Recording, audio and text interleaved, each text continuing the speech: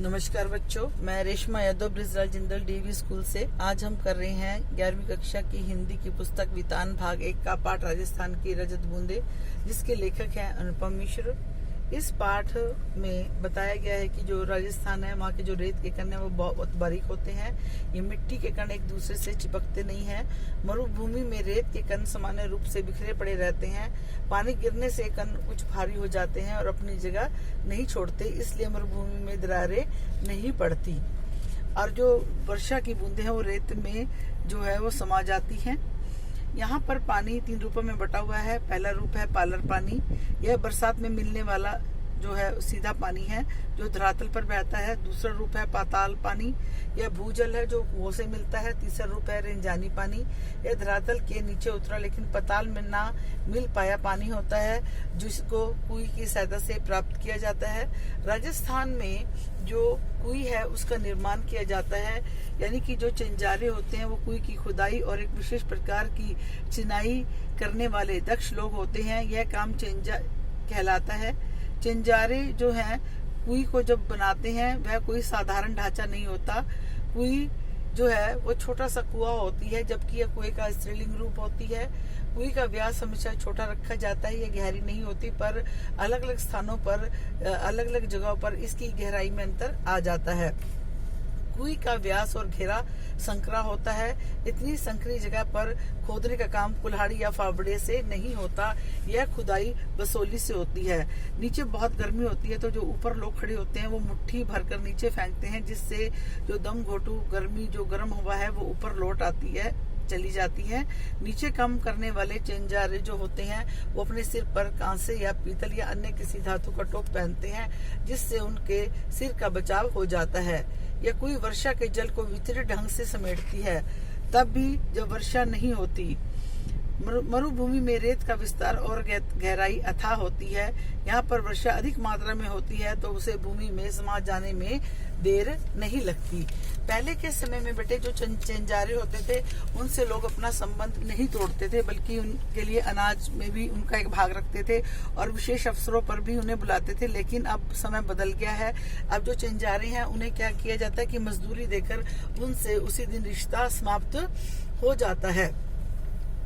कुई का मुंह छोटा रखा जाता है। इसके 3 बड़े कारण हैं। पहला तो कुई के तल पर पानी की मात्रा बहुत कम होती है। यदि कुई का व्यास बड़ा होगा तो कम मात्रा में पानी ज्यादा फैल जाएगा और ऊपर निकालना में मतलब परेशानी होगी। दूसरा है कुई के व्यास का संबंध जो है वो इन क्षेत्रों में पड़ने वाली गर्मी से भी है। बड़ा व्यास पानी को भाप बनाकर उड़ने से नहीं रोक पाता। तीसरा है कुई के पानी को साफ रखने के लिए उसे ढक कर रखना जरूरी है। छोटे मुंह को ढकना सरल होता है। कुई गहरी बने तो पानी खींचने की सुविधा के लिए उसके ऊपर घिरनी या चक्री लगाई जाती है। बेटा ये था आपका पाठ का सार। अब है अभ्यास के प्रश्न। पहला है कि राजस्थान में कुई किसे कहते हैं, इसकी गहराई और व्यास तथा सामान्य कुई की गहराई और व्यास में क्या अंतर होता है। राजस्थान में कुई छोटे कुएं को कहते हैं। ये कुएं का स्त्रीलिंग रूप होती है। इसकी जो गहराई है वो हर जगह पर कम या ज्यादा हो सकती है। कुई का मुंह छोटा रखा जाता है ताकि इसको ढका जा सके और इसका व्यास कम होता है। दूसरा प्रश्न है, दिनों दिन बढ़ती पानी की समस्या से निपटने के लिए पाठ आपको कैसे मदद कर सकता है तथा देश के अन्य राज्यों में इसके लिए क्या उपाय हो रहे हैं, जानें और लिखें।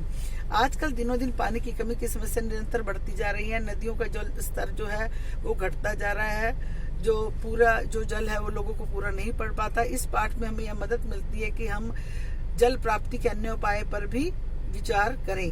विभिन्न राज्यों में वर्षा के जल का संचय भी किया जाता है। तीसरा है चिंजारों के साथ गांव समाज के व्यवहार में पहले की तुलना में आज क्या फर्क आया है, पाठ के आधार पर बताएं। कुई खोदने का काम करने वाले जो लोग हैं वो चिंजारे कहलाते हैं। पहले के समय में इन्हें पूरा सम्मान दिया जाता था। अनाज में भी इनका एक भाग रखा जाता था, परंतु अब जो है इनके साथ संबंध बदल गए हैं। अब इन्हें केवल मजदूरी देकर ही को विदा कर दिया जाता है। अगला है, निजी होते हुए भी सार्वजनिक क्षेत्र में कुई पर ग्राम्य समाज का अंकुश लगा रहता है। लेखक ने ऐसा क्यों कहा है? लेखक ने ऐसा इसलिए कहा है कि कुई जो है वो गांव समाज की सार्वजनिक जमीन पर बनती है।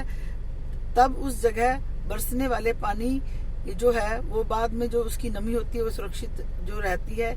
इसी नमी से साल भर कुएं में पानी भरता है। नमी की मात्रा को वहां हो चुकी वर्षा से तय किया जाता है। अब उस क्षेत्र में बनने वाली हर कुएं का अर्थ है कि पानी का बंटवारा। 5वां क्वेश्चन है, कुएं निर्माण से संबंधित 3 शब्दों के बारे में जानकारी प्राप्त करो। पालर पानी। पालर पानी वह होता है जो सीधा वर्षा से मिलता है। दूसरा है पाताल पानी। यह पानी वह होता है जो भूमि में चला जाता है और कुएं से मिलता है। तीसरा है रेंजानी पानी। बेटा यह वह पानी होता है जो धरातल के ऊपर होता है, जबकि पाताल में नहीं जाता, और यह कुएं से ही प्राप्त होता है। तो बच्चों, अब आपने इस पाठ को ध्यान से पढ़ना है और ये जो अभ्यास के प्रश्न हैं ये अपनी जो फेयर नोटबुक है उस पर लिखने हैं, और अतिरिक्त जो प्रश्न बनते हैं आपने उस पर बुक पर निशान लगाने हैं। धन्यवाद।